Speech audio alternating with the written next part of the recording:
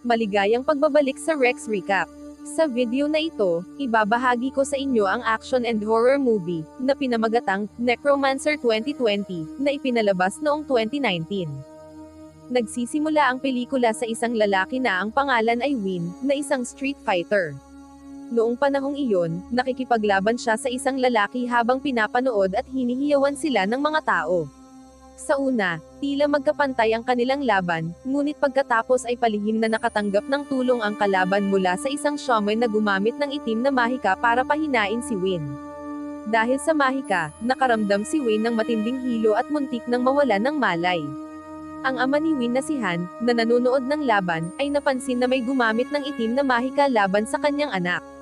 Kaya't hinarap niya ang shaman, at matapos ang kanilang laban, itinigil ng shaman ang mahika at nakabawi si Win. Kaagad na lumaban muli si Win at sa huli ay nanalo siya sa street fight. Pagkatapos ng laban, may ilang lalaki na nagtangkang bilhin ng isang espesyal na kwintas mula kay Han. Ngunit tumanggi si Han na ibenta ito dahil napakahalaga nito. Nagalit ang mga lalaki at halos saktan si Han, ngunit dumating si Win at sinabi sa kanyang ama na umuwi na sila. Habang pauwi, tinanong ni Win si Han tungkol sa tunay na pakay ng lalaking lumapit sa kanya. Ayaw ni Han ibunyag ang sikreto at sinabi kay Win, para maging tunay na kampyon, kailangan mo ng higit pa sa pisikal na lakas at kailangan mo rin ng ibang kakayahan. Sa gitna ng kanilang usapan, may mga gangster na humaharang sa kanila gamit ang sasakyan. Nagsimulang pagbabarilin ng mga gangster ang kotse ni Win at Han gamit ang mahahabang baril. Mabuti na lang at nakatakas si Win at nakapagtago sa ilalim ng kanal. Ngunit si Han ay hindi na nakatakas at tinamaan ng mga bala ng mga gangster. Isa pa sa kanila ang bumaril kay Han ng malapitan. Sinubukan ni Han gumapang palabas ng kotse, ngunit tuluyan siyang namatay matapos barilin muli ng isang misteryosong lalaki na gumamit ng itim na mahika. Inabsorb ng lalaking ito ang enerhiya ni Han at kinuha ang kanyang espesyal na kwintas na agimat. Para mawala ang ebidensya, sinadya ng lalaki na pasabugan ang kotse kasama si Han sa loob. Mukhang natuwa ang lalaki sa kanyang ginawa, at makikita na puno ng mga tato ng simbolo ng itim na mahika ang kanyang katawan. Kinabukasan, nagising si Win sa ospital at naroon ang kanyang mga kaibigan na sina Prey at Pasakorn, naghihintay sa kanyang paggising. Sinabi nila kay Win na ang kanyang ama ay namatay sa pag-atake noong nakaraang gabi. Binanggit din nila na si Han ang nagbayad ng lahat ng gastusin ni Win sa ospital ilang araw bago iyon, na para bang alam niyang may masamang mangyayari sa kanila. Nang gumaling si Win at pinayagang umuwi, bumalik siya sa kanilang bahay na labis na malungkot at labis na nangungulilis sa kanyang ama. Sa oras na iyon, hindi niya inaasahan na mawawala ang kanyang ama dahil sa pag-atake ng mga hindi kilalang gangster. Upang maibsan ang kanyang pangungulila sa ama, nanalangin si Win sa isang espesyal na altar para sa kanyang ama. Habang ginagawa niya iyon, natagpuan niya ang isang aklat na may mga tagubilin kung paano matututo ng itim na mahika na maaaring magbigay ng napakalakas na kapangyarihan sa isang tao. Pagkatapos basahin ng ilang nilalaman ng aklat, nagpa siya si Win na hanapin ng isang monghe na makakatulong sa kanya na matutunan ang mas mataas na antas ng itim na mahika upang makapaghiganti siya sa pagkamatay ng kanyang ama. Sumailalim siya sa iba't ibang ritual upang makuha ang kapangyarihang ito, kabilang na ang pagpapatatak ng maraming simbolo ng itim na mahika sa kanyang katawan. Handa si Win na tiisin ang sakit upang maging kasing lakas ng kanyang ama. Nang makumplito ang lahat ng proseso, binigyan siya ng monghe ng isang itim na manika na maaari niyang gamitin bilang sandata laban sa kanyang mga kaaway. Makalipas ang ilang panahon, si Win, na nakamtan na ang kapangyarihan ng itim na mahika, ay sumali sa isang grupo ng mga taong nagsasagawa ng itim na mahika. Pinamumunuan ito ng isang babae na nagngangalang May, at ang kanyang kinatawan ay sigat. Kahit nakakaiba ang mga paniniwala ng grupong ito, napansin ni Win na marami ang sumali rito, kabilang na ang kanyang dating kasintahan na si Now. Nagulat siya at hindi makapaniwala na naging kasapi na rin ito ng grupo. Pagkaraan nito, nagsimulang ibahagi ni Now ang kanyang kwento kung paano siya nasangkot sa grupo ng itim na mahika matapos siyang dumaan sa isang mahirap na panahon kasunod ng kanilang paghihiwalay ni Win. Sinabi niyang ang pagiging bahagi ng grupo ay nagbigay sa kanya ng kapayapaan at kaligayahan. Naantig ang lahat ng nakarinig sa kanyang kwento, at sila ay na-inspire sa kanyang paglalakbay upang makahanap ng ginhawa sa grupo.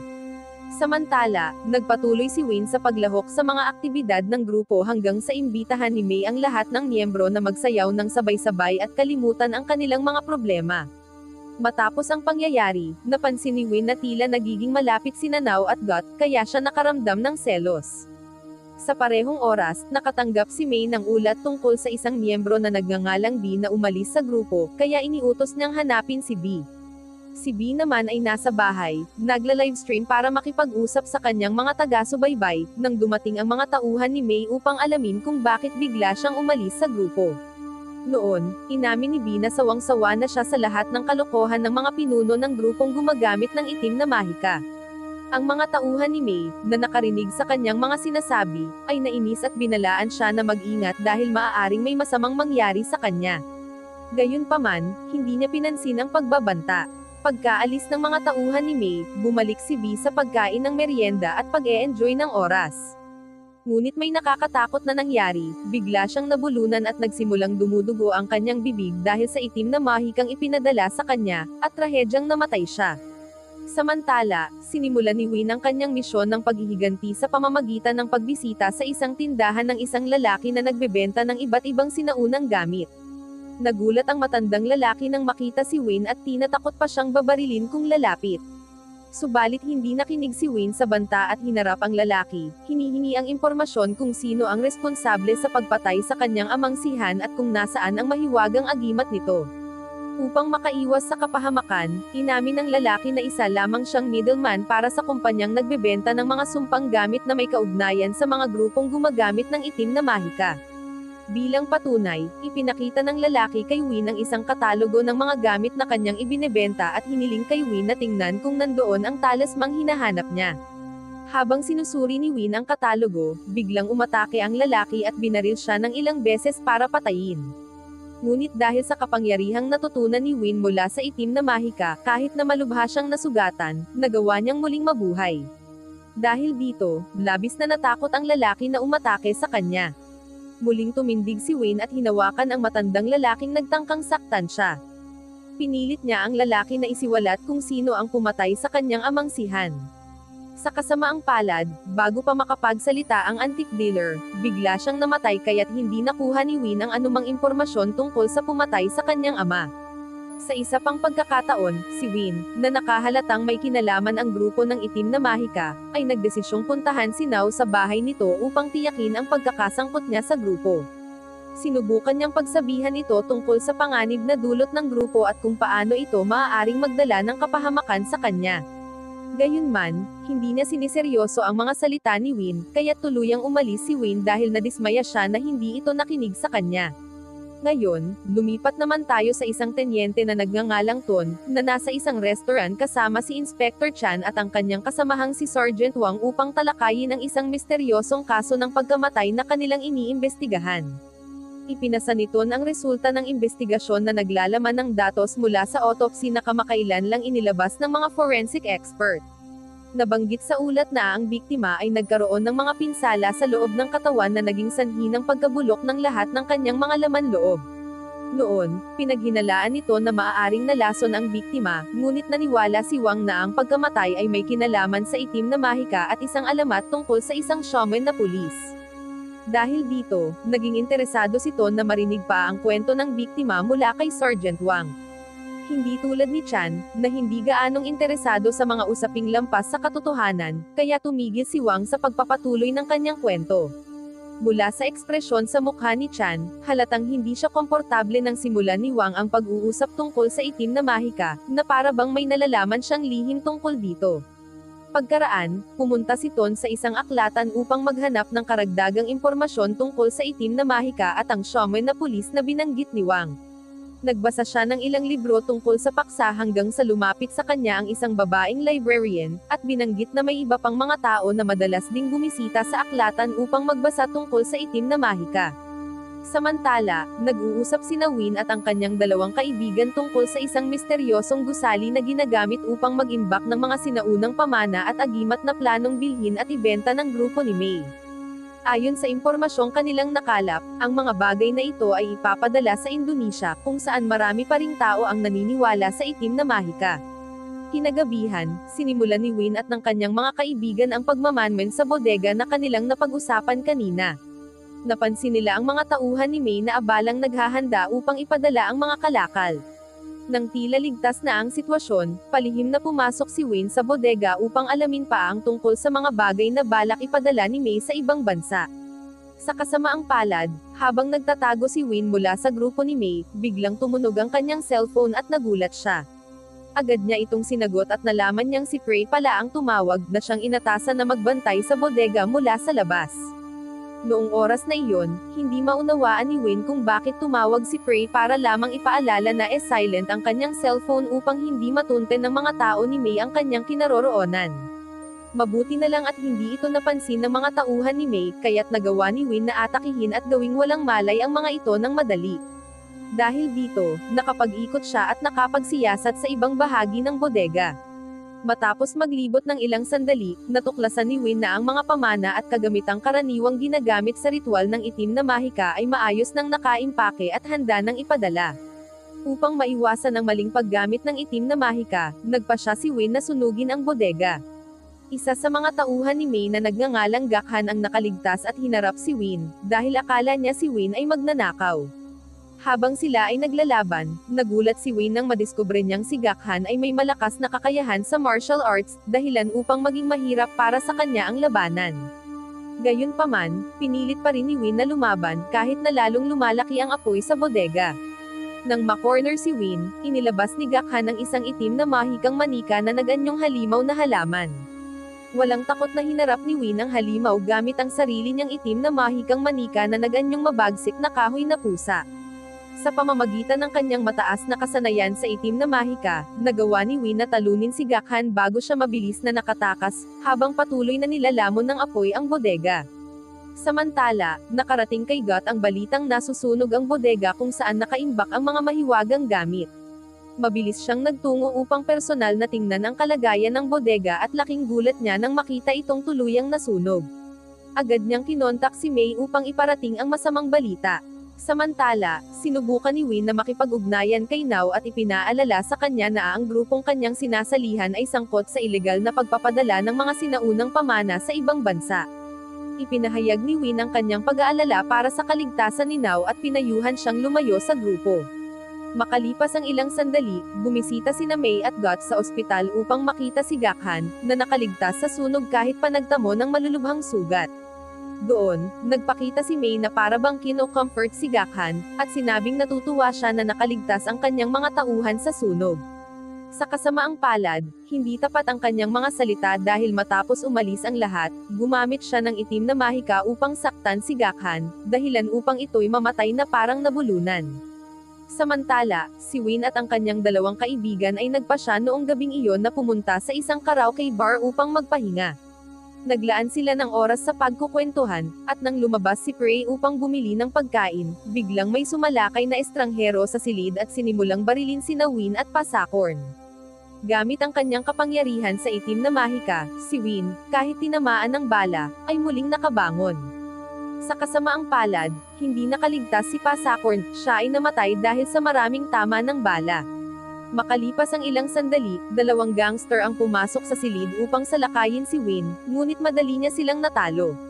Paglabas niya ng karaoke room, hinarap pa niya ang mas marami pang miyembro ng gang. Salamat sa kanyang kahusayan sa martial arts, natalo niya ang mga ito at ligtas na nakalabas ng gusali. Hindi nagtagal, dumating ang mga pulis upang siyasatin ang pangyayari. Si Prey, nakakabalik lamang sa karaoke, ay nagulat at labis na nasaktan sa pagkamatay ni Pasacorn. Naramdaman din ni Win ang matinding pagkakasala habang pinapanood ang bangkay ng kanyang kaibigan na iniaalis ng mga awtoridad. Sa silid ng autopsy, kung saan sinusuri ang katawan ni Gakhan na namatay sa misteryosong paraan, nagsinungaling si Gut at sinubukang kumbonsihin si Naton at Police Commander Surasak na si Win ang pangunahing sospek sa pagkamatay ni Gakhan. Gayunpaman, hindi naniwala si Ton kay Gut dahil naniniwala siyang kailangan nila ng matibay na ebidensya bago akusahan ang sinuman na siyang dahilan ng pagkamatay ng isa sa mga tauhan ni May. Pagkaraan, nakaisip si Gut ng plano na magdaos ng isang pagpupulong sa pagitan ni Win at May sa isang tea party na itinakda para sa katapusan ng linggo. Hiningi niya kina Kurosaki at Ton na magbigay ng seguridad sa okasyon dahil nag-aalala siya na baka biglang umatake si Win at malagay sa panganib ang maraming tao. Pumayag ang mga pulis na magpadala ng mga puwersa upang matiyak ang kaligtasan ng lahat sa kaganapan. Sa katapusan ng linggo, naganap ang tea party ni May kasama ang mga pulis kabilang sina Ton at Chan, na mahigpit na nagbabantay. Sa kalagitnaan ng kaganapan, nakita si May at ang kanyang assistant na nagtatampok ng bagong produkto upang akitin ang kasalungat na kasarian ng ilan sa mga kasapi ng grupo. Bigla na lamang lumitaw si Win sa okasyon at gumamit ng mahika upang patigilin ang oras na nagdulot na walang nakapansin na huminto ang lahat. Sinamantala ni Win ang sitwasyon at nilapitan si May, na nagawang makawala sa kanyang mahika. Inakusahan ni Win si May na siyang nasa likod ng pagpatay kay Han noon dahil hawak nito ang kwintas ni Han. Itinanggi ito ni May, sinasabing nakuha niya ang agimat na kwintas mula sa isang taong nagbenta nito sa kanya sa mataas na halaga. Hindi kaagad naniwala si Win at nais pang makakuha ng karagdagang impormasyon. Sa kasamaang palad, dumating si Gut at pinatigil ang kapangyarihan ni Win na nagpapahinto ng oras. Kasabay nito, nakita ng mga pulis ang presensya ni Win at inisip nilang baka guluhin niya ang okasyon, kaya't iniligtas nila si May at ang iba pang kasapi ng grupo habang hinahabol si Win na nagtatangkang tumakas. Dahil sa pangyayaring iyon, opisyal nang hinahanap ng mga pulis si Win dahil napatunayang inatake niya ang grupo ni May. Habang tumatakas, sinubukan ni Win na takasan si Ton at ang kanyang mga kasamahan sa pamamagitan ng pagdaan sa makikitid na eskinita. Sa huli, nagawa siyang harangin ni Chan.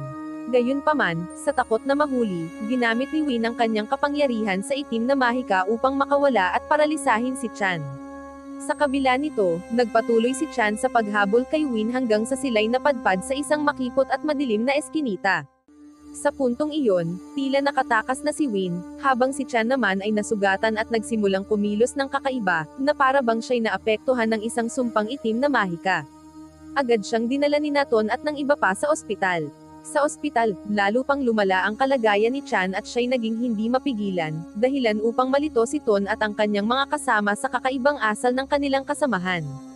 Nang mapagtanto ni Chan na hindi na siya mabubuhay, ibinunyag niya kay Ton ang isang sikreto tungkol sa shaman police na matagal na niyang itinago sa kanya at sa iba pang pulis. Ilang sandali pa, pumanaw si Chan dahil sa epekto ng atake ng itim na mahika. Sa ibang pagkakataon, tinupad ni Ton ang huling habilin ni Chan sa pamamagitan ng pagbukas ng kanyang aparador, kung saan natagpuan niya ang mga dokumento na may kinalaman sa shaman police na ikinuwento ni Wang noon. Mula sa mga dokumentong iyon, nalaman ni Ton na ang opisyal na shaman police na binanggit ni Wang ay si It, na siya palang tunay na kapatid ni Chan. Matapos matanggap ang impormasyon na nakakulong si It sa isang lihim na kulungan sa ilalim ng lupa, nagmamadali siyang nagtungo sa kakaibang pasilidad na ito. Habang naglalakad si Ton sa pasilyo patungo sa silid kulungan ni It, dama niya ang kakaiba at mamasamasang kapaligiran ng kulungan. Napansin din niya ang iba't ibang simbolo ng itim na mahika na ginawa upang pigilan si It sa paggamit ng kanyang kapangyarihan upang makatakas. Pagdating niya sa silid ni It, nakita niya itong madumi, at ang mga kamay at paa ay nakagapos ng mga tanikala. Nilapitan siya ni Ton at ipinaalam ang pagkamatay ni Chan, kasabay ng pagbibigay ng huling habilin ng inspektor. Habang binabasa ni It ang sulat mula sa kanyang kapatid, palihim niyang ginamit ang kanyang kapangyarihan sa itim na mahika upang impluwensyahan si Ton, na naging dahilan upang matanggal niya ang selyo ng kulungan at makatakas. Dala ng paghahangad ng paghihiganti para sa pagkamatay ni Chan, pinaulanan niya ng mahika si Ton hanggang mawalan ito ng malay, bago siya tuluyang nakatakas. Samantala, si Win, na tinutugis ng mga pulis, ay sumakay ng tren sa ilalim ng lupa upang makaiwas sa pagkakahuli. Sa kasamaang palad, nakasalubong niya ang mga tauhan ni May sa loob ng tren, na nagpilit sa kanya na harapin sila. Sa kasamaang palad, malubhang binugbog si Win. Ngunit nang mawalan siya ng pasensya, ginamit niya ang kanyang itim na mahika upang atakihin ang mga tauhan ni May, na naging dahilan ng kanilang pagkamatay. Pagkatapos niyang harapin ang mga tauhan ni May, biglang dumating si It upang harapin si Win, dahil naniniwala itong siya ang pumatay kay Chan. Kahit na gumamit si It ng makapangyarihang itim na mahika na may mga atake mula sa may itim na insekto, hindi ipinakita ni Win ang takot at hinarap si It. Naglaban sila gamit ang kanilang mga kapangyarihan ng itim na mahika. Nang mapagtanto ni Win na hindi gumagana ang kanyang mga atake laban kay It, nagpasya siyang baguhin ang taktika at lumaban ng pisikal. Sa kasamaang palad, wala ring bisa ang mga atake ni Win dahil nababasa ni It ang iniisip ni Win. Maging ang ulo ni Win ay nahawakan at pinapahina siya, dahilan upang makita ni It ang katotohanan tungkol sa pagkamatay ni Chan. Sa isang iglap, nalaman nitong hindi si Win ang pumatay sa kanyang kapatid. Hindi na ito nagsalita pa at pinili nitong umalis kay Win. Samantala, si Mei ay naghahanda ng matulog, suot ang kanyang pijama at ipinapakita ang mga tato ng itim na mahika na nagpapakita ng kanyang mataas na antas ng kapangyarihan, katulad ng kay Win. Ngunit bago pa man siya makatulog, biglang tumigil ang oras sa kanyang silid at lumitaw si It, inakusahan siya sa pagpatay kay Chan. Sinubukan ni Mei ipaliwanag na wala siyang alam tungkol sa pagpatay sa kapatid nito, ngunit binigyan siya ng babala ni It sa pamamagitan ng pagpaparanas ng isang nakakatakot na bisyon na siya ay nalulunod sa dugo. Nagising si Mei na takot at napagtanto niyang panaginip lang pala iyon. Samantala, nakita si Now na inihatid si Gut sa elevator matapos silang magsama. Laking gulat niya nang makita si Win sa kanyang apartment, nakatingin sa kanya nang may pagkadismaya dahil nasaksihan niya ang ginawa nito kasama si Gut. Pinili ni Win na umalis sa apartment ngunit hinarang siya ng mga tauhan ni Gut kaya napilitan siyang harapin silang lahat. Pagkatapos makatakas si Win mula sa ilang miyembro ng gang, bumaba siya at laking gulat niyang naroon si Gut na naghihintay sa kanya. Nauwi sila sa paglalaban hanggang sa biglang alisin ni Gut ang kanyang buhok at ibinunyag na siya pala ang kalbong lalaki na pumatay kay Han. Napagtanto ni Win na natagpuan na niya ang taong matagal na niyang hinahanap. Sinubukan niyang atakihin si Gut ngunit mas malakas si Gut at madali nitong binali ang braso ni Win. Sa tulong ng itim na mahika, mabilis na gumaling ang kanyang braso at nagpatuloy siya sa pag-atake kay Gut, ngunit naiwasan ni Gut ang kanyang mga atake. Ang kahangahangang pagtitiis ni Gut ang naging dahilan kung bakit nahirapan si Win na manalo sa laban, at malubha siyang binugbog ni Gut. Dahil dito, nagpa siya si Win na gamitin ang kanyang kahoy na pusa na mahika bilang sandata, ngunit mas malakas ang itim na mahika na manikang hawak ni Gut na hugis bakal na pana. Sa gitna ng labanan, napansin ni Win na hindi nakatuon ang atensyon ni Gut, kaya't nagpa siya siyang tumakbo upang makaiwas sa mas malalang pinsala. Nakakalayo siya sa laban, ngunit malubha ang kanyang mga sugat at kalaunan ay bumagsak siya sa lupa. Sa kabutihang palad, dumating si It upang tulungan si Win at pagalingin ang kanyang mga sugat, kabilang na ang nabali na braso mula sa pag-atake ni Gut. Samantala, nakipagkita si Mei kay Gut at ibinahagi ang kanyang panaginip na binigyan siya ng babala ni It. Sa kanilang pag-uusap, tila hindi pa rin alam ni Mei ang tunay na pagkakakilanlan ni Gut at naniniwala pa rin siya na wala silang kinalaman sa pagkamatay ni Chan. Maging si Mei ay nagbabalak na magsagawa ng seremonya ng panalangin kasama ang mga kasapi ng sekta upang humingi ng banal na proteksyon. Samantala, si Win na malubhang binugbog ay dinala pa uwi ni Prey at ngayon nagpapahinga sa kanyang bahay. Biglang dumating si Ton upang magsagawa ng investigasyon. Nang pumasok si Ton sa bahay ni Win, nagulat siya sa samot-saring mga gamit para sa itim na mahika. Nakipagkita rin si Prey kay Ton upang ipaliwanag kung sino talaga si Win, na tumulong sa kanya upang maunawaan ang buhay ni Win at ang pag-iral ng iba't ibang gawain ng itim na mahika na ginagamit ng ilan upang magkaroon ng kapangyarihan.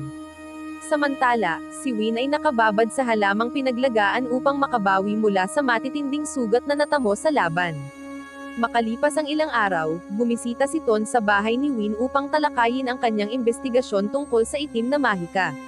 Pagkaraan nito, dumating si Prey sakay ng kanyang bisikleta upang ipaalam kay Win ang plano ni Mei na magsagawa ng isang seremonya. Pagkarinig nito, natuwa si Win dahil nakita niya ang pagkakataon na harapin si Gut sa nasabing okasyon.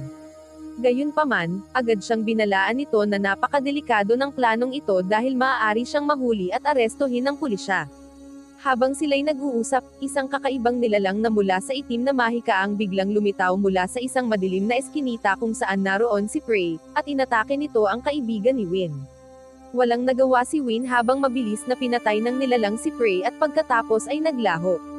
Ang nasaksihan niyang pagkamatay ng kanyang matalik na kaibigan ang nagudyok kay Win na magpakatatag at magpasya na maghihiganti para sa lahat ng mga mahal niya sa buhay na nawala.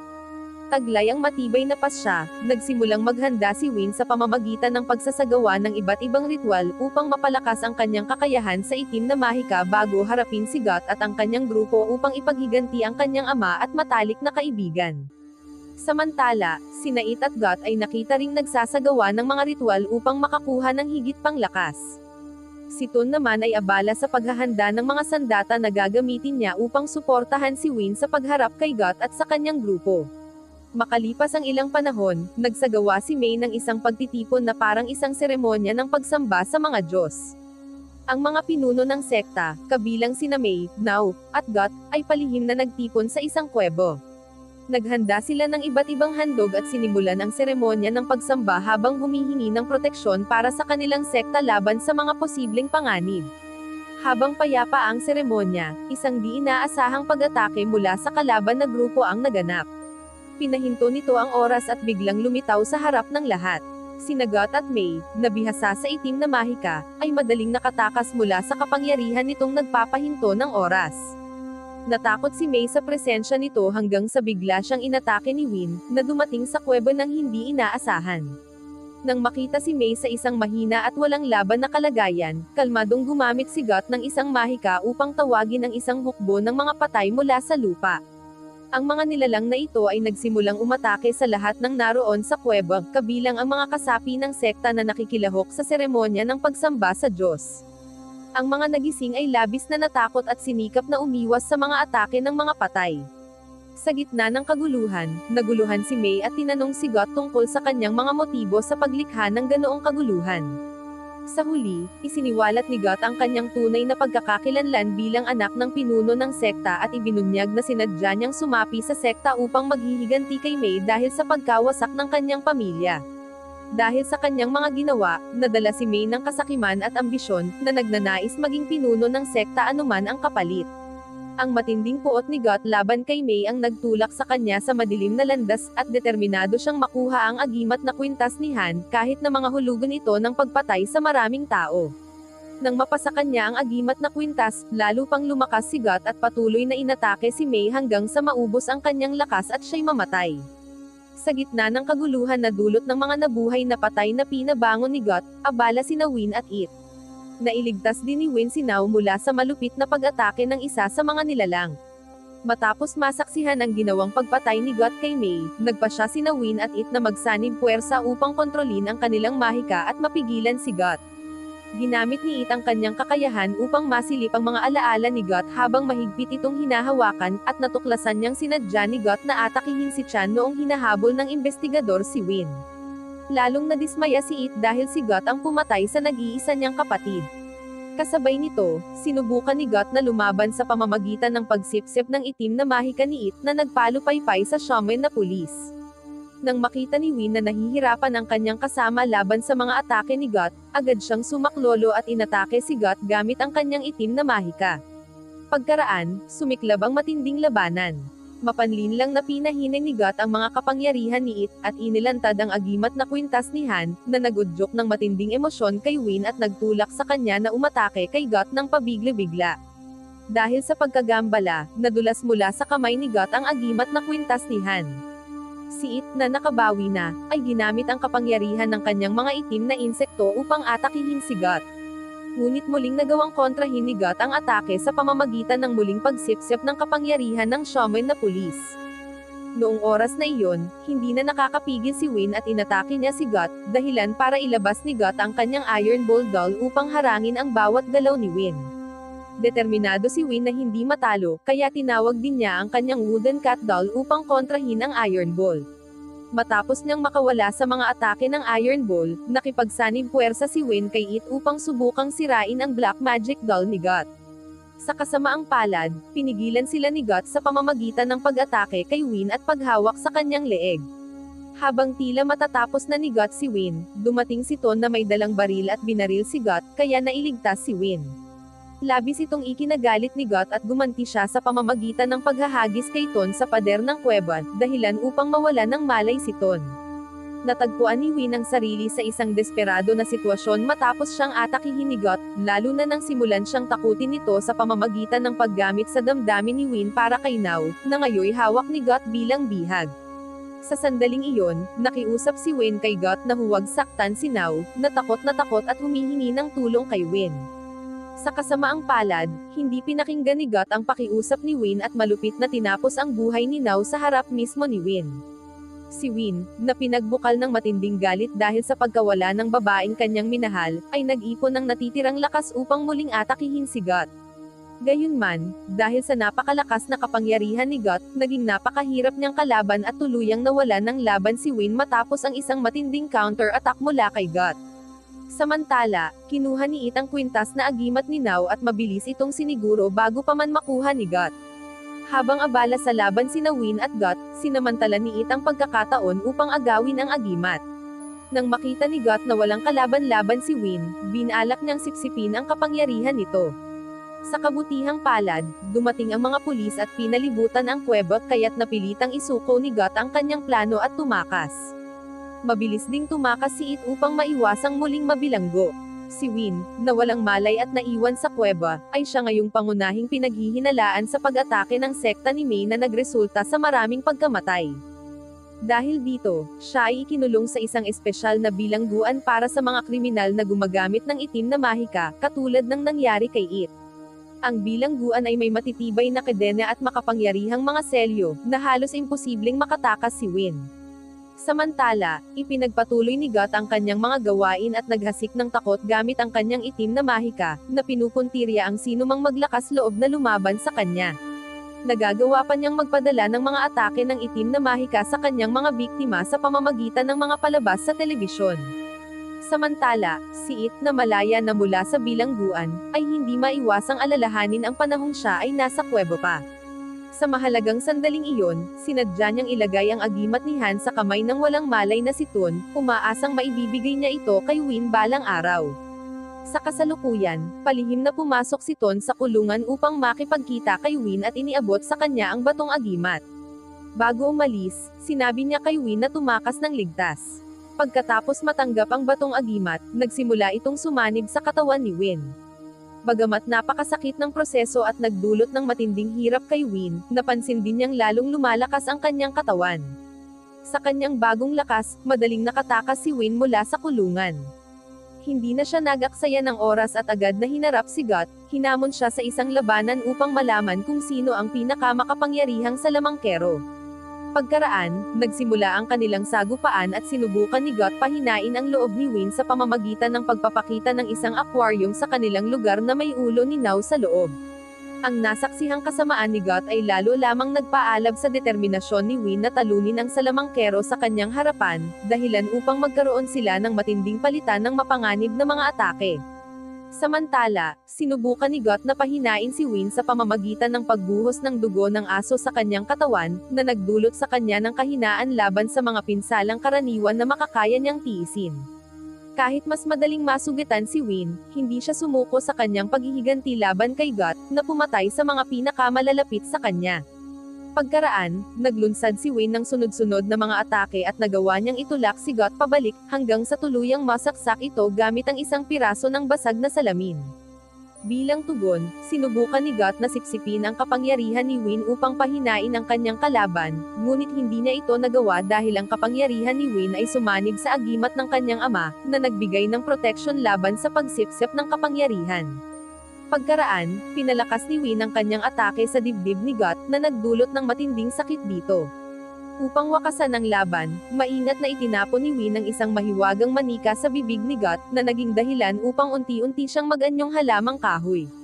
Sa huling eksena ng pelikula, nagsagawa ng investigasyon sina Kurosawa at ang kanyang mga tauhan sa ilalim ng lupa na bilangguan matapos makatanggap ng ulat tungkol sa pagtakas ni Win. Gayunpaman, labis silang nagtaka nang matagpuan nila si Win sa loob ng bilangguan na waring hindi man lang naapektuhan ng kanyang pagtakas. Nagtatapos ang pelikula sa misteryosong pagbalik ni Win sa bilangguan. Wow naman! Doon nagtatapos ang pelikula mga idolo, salamat sa inyong panonood.